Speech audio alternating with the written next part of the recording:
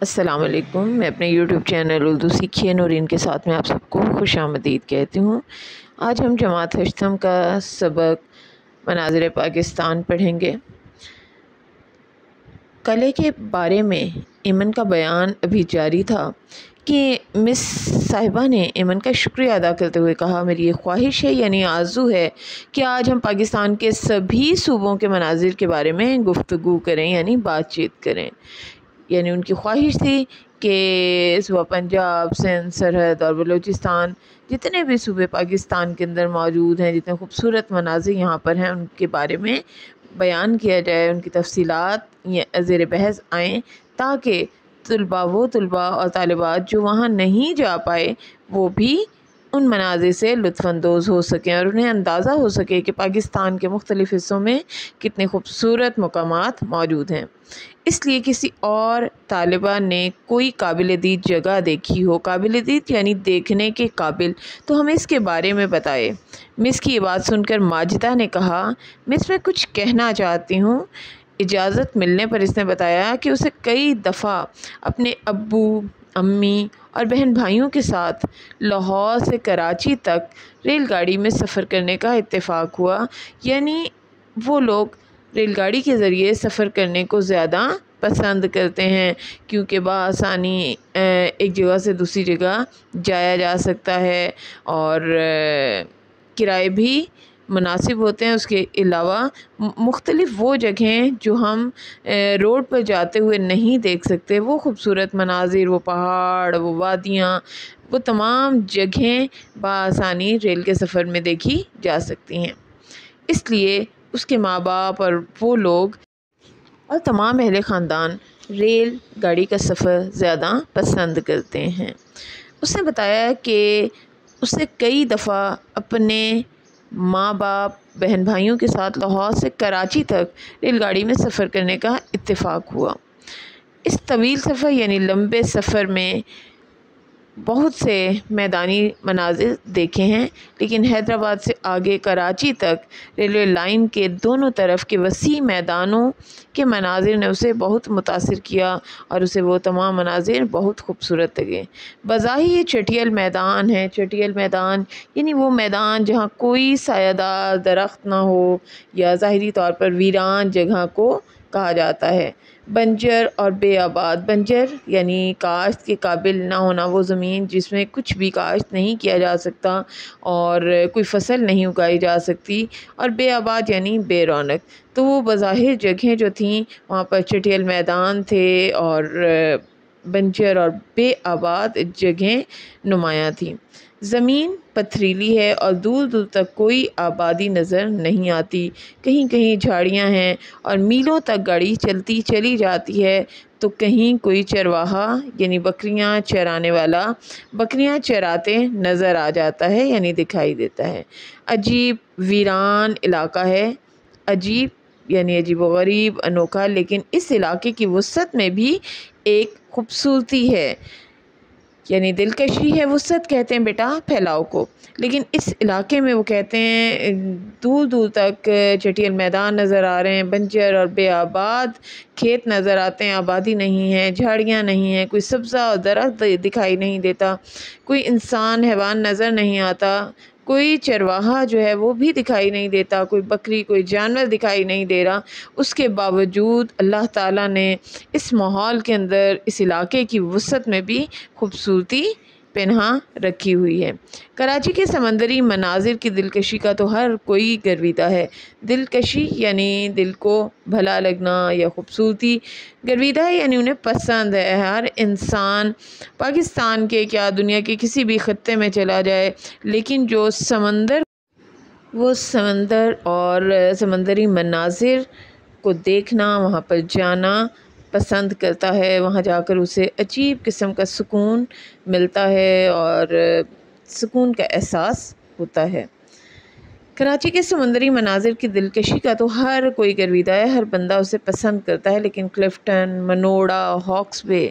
کہیں چلے جائیے اللہ کی عظمت کے نشان دکھائی دیتے ہیں، یعنی بڑائی اور عظمت کی نشانیاں ہمیں دکھائی دیتی ہیں۔ ہم اگر سمندر کے دنیا کو دیکھیں تو وہاں جا کر حیران و پریشان ہو جاتے ہیں کہ رب نے کیا کچھ تخلیق کیا ہے، کتنی خوبصورت چیزیں اللہ تعالیٰ نے بنائی ہیں۔ اسی طرح میدانوں میں، ویرانوں میں، سرسبز و شاداب علاقوں میں چشموں کو بہتے ہوئے دیکھ لیں، کسی پرندے کو دیکھ لیں، ایسے ایسے پرندے ہیں کہ انسان کی عقل دنگ رہ جاتی ہے۔ اسی طرح سمندر کے اندر کی دنیا دیکھیں تو جتنی خوبصورت آپ کو اوپر کی دنیا دکھائی دیتی ہے، اس سے کہیں زیادہ خوبصورت سمندر کے اندر کی دنیا ہے، اور اس کے حسن کو بیان کرنا اور اسے دیکھنا ہر ایک کے اختیار میں نہیں ہے، کیونکہ ہر انسان اندر کی دنیا نہیں دیکھ پاتا، وہ سمندر کے اندر یا دریاؤں کے اندر نہیں جا پاتا۔ لیکن اللہ بھلا کرے، ٹیلی ویژنز اور یہ جتنے بھی وہ لوگ ہیں جو مختلف سیاحتی اور مناظر دکھا رہے ہیں، خوبصورت مناظر دکھا رہے ہیں، کہ آپ وہ جگہیں بھی دیکھ لیتے ہیں جنہیں آپ نے کبھی زندگی میں نہیں دیکھا، یا جہاں تک آپ جانے کا سوچ بھی نہیں سکتے۔ وہ جگہیں، وہ انسان، وہ خوبصورتیاں، وہ اللہ کی عظمت کی نشانیاں ہم دیکھتے ہیں تو حیران و پریشان رہ جاتے ہیں۔ تو یہاں پر بھی کلفٹن، منوڑا اور ہاکس بے یہ مختلف جگہوں کے نام ہیں جو کہ سمندر کے آس پاس موجود ہیں، اور ہر جگہ کا اپنا ایک مزہ ہے، وہاں جانے کی اپنی ہی ایک خوبصورتی ہے۔ جب جائیں گے تو آپ کو اندازہ ہوگا کہ یہ جگہیں کتنی خوبصورت ہیں۔ سمندر کے کنارے کھڑے ہوں تو حد نظر، یعنی جہاں تک نظر کی حد جاتی ہے وہاں تک پانی ہی پانی نظر آتا ہے۔ یوں لگتا ہے کہ جیسے آسمان نے جھک کر پانی کو چھو لیا ہے۔ جب سمندر میں بڑی بڑی لہریں اٹھتی ہیں جو بیچ سمندر سے کنارے کی طرف بڑھتی ہیں، بیچ سمندر یعنی سمندر کے درمیان سے، تو پہلی دفعہ سمندر دیکھنے والے خوفزدہ ہو جاتے ہیں، یعنی ڈر جاتے ہیں۔ یہ لہریں اتنی بلند ہوتی ہیں کہ انہیں اپنی طرف بڑھتا ہوا دیکھ کر دل دہل جاتا ہے، یعنی خوفزدہ ہو جاتا ہے، اور ہمیں لگتا ہے کہ جیسے یہ لہریں آ اور جا رہی ہیں، ان کے آنے جانے کا سلسلہ جاری ہے، تو ان میں سے کوئی بھی لہر ہمیں بھی اپنے ساتھ بہاتی ہوئی سمندر کا حصہ بنا دے گی اور ہم زندہ نہیں رہ پائیں گے، اور اسی وجہ سے بہت سے انسان خوفزدہ ہو جاتے ہیں اور وہ سمندر کے پانی کے قریب نہیں جاتے۔ کراچی میں یوں تو اور بھی کئی دیکھنے کی جگہیں ہیں، یعنی مقامات ہیں، مثلا مزار قائد کی منفرد عمارت۔ مزار قائد یعنی قائد اعظم محمد علی جناح کا مزار، جہاں پہ وہ مدفون ہیں، اور اکثر پاکستانی اور غیر مسلم سیاح جو ہیں وہاں جاتے ہیں اور مزار قائد کی خوبصورتی کو دیکھتے ہیں، کیونکہ یہ بہت انوکھی، بہت خوبصورت عمارت ہے، سفید کلر سے تیار کی گئی، سنگ مرمر سے انتہائی خوبصورت دکھائی دیتی ہے، اور اس کے گرد باغات کی خوبصورتی دل کو لبھاتی ہے، یعنی اچھی لگتی ہے۔ لیکن سمندری مناظر کو دیکھنے میں بڑا لطف آتا ہے، یعنی مزہ آتا ہے۔ مثلا منوڑا تک موٹر بوٹ کا سفر دل میں جوش پیدا کر دیتا ہے، یعنی ولولہ پیدا کرتا ہے۔ سمندر میں کشتی کے سفر کا تجربہ بڑا عجیب ہوتا ہے۔ تجربہ یعنی آزمائش، جو آپ وہاں جاتے ہیں، وقت گزارتے ہیں اور منوڑا سے تک موٹر بوٹ کے ذریعے جاتے ہیں، تو یہ تجربہ بہت انوکھا ہے، بہت منفرد ہے، اور آپ اس تجربے کو تمام زندگی نہیں بھولتے، اور وہ منظر آپ کی آنکھوں میں نقش ہو جاتا ہے۔ چاروں طرف بے حد گہرا پانی، یعنی بہت زیادہ پانی ہوتا ہے، اور اس میں اٹھتی ہوئی لہریں، کشتی کا ہچکولے کھانا یعنی ڈولنا، یہ سب مناظر لطف تو دیتے ہیں، لیکن ایسا مزہ، ایسا لطف جس میں خوف کی آمیزش ہوتی ہے، یعنی ڈر کی بھی ملاوٹ ہوتی ہے کہ کہیں کشتی الٹ گئی تو کیا ہوگا، یعنی کشتی کے پلٹ جانے کا اور اپنے ڈوب جانے کا ڈر اور خوف ہمیں لاحق رہتا ہے، اور ہم پریشان رہتے ہیں، ڈرتے ہیں، مزہ بھی لیتے ہیں، لطف بھی آتا ہے، یہ مناظر خوبصورت بھی لگتے ہیں، لیکن جیسے ہی کشتی ڈولتی ہے، ہچکولے لیتی ہے، تو ہم خوفزدہ ہو جاتے ہیں اور ڈر جاتے ہیں کہ کہیں ہم اس کشتی سے گرتے ہوئے سمندر کا حصہ نہ بن جائیں، اور یہ خوف، موت کا خوف ڈرا دیتا ہے، خوفزدہ کر دیتا ہے، لیکن اس کے باوجود سمندر کی خوبصورتی کا اپنا ہی نشہ ہے، دلکشی ہے کہ انسان بار بار وہاں جانا چاہتا ہے۔ ماجدہ بڑے جوش و خروش سے مناظر پاکستان بیان کر رہی تھی کہ اردو کی استانی صاحبہ نے اسے شاباش دی، یعنی داد تحسین پیش کی، ستائش کی کہ آپ نے بہت عمدگی سے، بہت خوبصورتی سے پاکستان کے مناظر بیان کیے، اور ثنا کی طرف اشارہ کیا جو حال ہی میں اپنے چچا جان کے ہاں کوئٹہ میں چھٹیاں گزار کر واپس آئی تھی۔ وہاں اس نے بلوچستان کے مشہور مقامات کی خوب سیر کی تھی، اور چنانچہ استانی صاحبہ نے اسے کہا کہ وہ بلوچستان کے بارے میں اپنے تاثرات بیان کرے، یعنی اپنے خیالات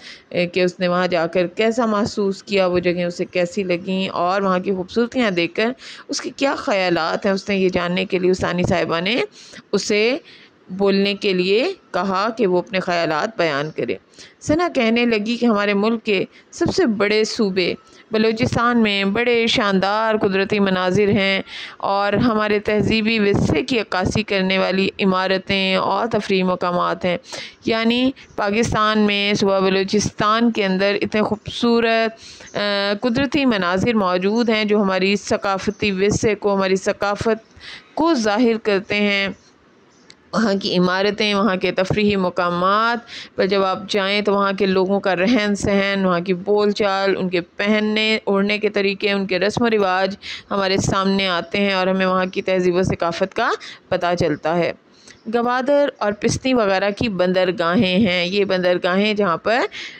سمندر کے ذریعے تجارت ہوتی ہے، مال آتا اور جاتا ہے، اور یہ پاکستان کی مشہور بندرگاہیں ہیں۔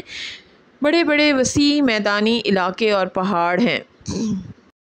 یعنی یہاں پر سرسبز و شاداب علاقے بھی ہیں، چٹیل میدان بھی ہیں، بنجر اور بے آباد علاقے بھی ہیں، اور خوبصورت میدان ہیں اتنے بڑے کہ تا حد نگاہ تک ہمیں میدان ہی میدان، سبزہ ہی سبزہ دکھائی دیتا ہے، اور ان کے پیچھے پہاڑ اپنی خوبصورتی دکھا رہے ہوتے ہیں۔ زیارت جیسے سرسبز مقامات ہیں جہاں پر قائد اعظم محمد علی جناح نے اپنی زندگی کے آخری ایام گزارے، اور بیماری کے دنوں میں وہ کوئٹہ میں رہے اور زیارت کے مقام پر رہے۔ بہت سے ایسے مناظر ہیں کہ دیکھنے والا دیکھتا ہی رہ جاتا ہے، اور انسانی عقل دنگ رہ جاتی ہے کہ رب کی خوبصورتی کہاں کہاں پر اور کس کس انداز میں دکھائی دے رہی ہوتی ہے، یہ ناقابل بیان ہے۔ تو بیٹا اب ہم آتے ہیں ان صفحات پر موجود قواعد کی روح سے۔ تو جتنے بھی نام آپ نے دیکھے یہاں پر، جیسے کوئٹہ ہے، گوادر ہے، پسنی ہے، اور کلیفٹن، منوڑا، ہاکس بے، کراچی، تو یہ ساری جگہوں کے نام، جیسے قلعہ دراوڑ ہیں اور سندھ، تو یہ سب بیٹا اسم معرفہ ہیں۔ تو جتنے بھی نام ہوں گے اسم معرفہ، اور اسی طرح جو وقت کو ظاہر کر رہے ہیں، جگہ کو ظاہر کر رہے ہیں، زمانے کو ظاہر کر رہے ہیں، جیسے آج، کل، سال وغیرہ، یہ اسم ظرف زمان ہیں۔ اور جہاں پر دو حروف کے درمیان میں واو آ رہا ہے، جیسے بلند و بالا اور تہذیب و ثقافت، یہ مرکب عطفی ہیں، کیونکہ دو الفاظ کا مجموعہ اور ان کے درمیان میں حرف عطف آ رہا ہے۔ اگر زبر زیر پیش ہوگی دو الفاظ کے مجموعے میں، یا حمزہ کی اضافت آئے گی، تو وہ آپ سب کو پتہ ہے کہ وہ مرکب اضافی بن جاتا ہے۔ تو اس طریقے سے ہم دیکھ رہے ہیں مزار قائد، یہاں پر آپ دیکھیں گے کہ زیر کی اضافت آ رہی ہے، تو یہ مرکب اضافی کہلائے گا۔ قدرتی مناظر یا شاندار مناظر، مرکب توصیفی، کیونکہ ان کی صفت بیان کی جا رہی ہے، ان کی توصیف بیان کی جا رہی ہے۔ اسی طرح بنجر یا چٹیل میدان جو ہیں، یہ بھی مرکب توصیفی ہوں گے۔ یہاں پر جتنے نام بیٹا آپ لوگوں نے بچوں کے پڑھے ہیں، جیسے کہ ماجدہ ہیں اور ثنا ہیں، یہ اسم معرفہ ہیں۔ اسی طرح استانی یا استاد جو ہے وہ اسم فاعل ہوگا، کیونکہ یہ اپنے نام سے ظاہر کر رہے ہیں کہ یہ کیا کام کرتے ہیں۔ تو بیٹا یہ یہاں تک ہم نے پڑھا، اور قواعد کی روح سے بھی جاننے کی کوشش کی، معنی بھی دیکھے۔ تو جب آپ دھیان سے اسے سنیں گے اور دیکھیں گے تو بیٹا سننے سے یہ ہوتا ہے کہ وہ چیزیں آپ کے ذہن میں نقش ہو جاتی ہیں، اور جب آپ دیکھ بھی لیتے ہیں تو ان کی ایک تصویر آپ کی آنکھوں کے سامنے آ جاتی ہے، اور وہ اسباق، وہ سبق کے حصے آپ کبھی نہیں بھولتے۔ شکریہ، امید کرتی ہوں میری چھوٹی سی کاوش آپ سب کو بہت پسند آئی ہوگی، اور اس طرح پڑھا کر ہم اپنے طلباء و طالبات کے لیے آسانیاں فراہم کر سکیں گے، اور اردو پڑھنے میں انہیں مزہ آئے گا اور وہ دلچسپی محسوس کریں گے، کیونکہ آج کے طلباء و طالبات کو آپ کسی بھی اسکول کے بچوں کو دیکھ لیں، انہیں اردو پڑھنا، اردو لکھنا، اردو یاد کرنا مشکل ترین دکھائی دیتا ہے۔ تو اس طرح پڑھا کر آپ یقیناً اپنے بچوں کے لیے، اپنے طلباء و طالبات کے لیے آسانیاں فراہم کر سکیں گے۔ شکریہ۔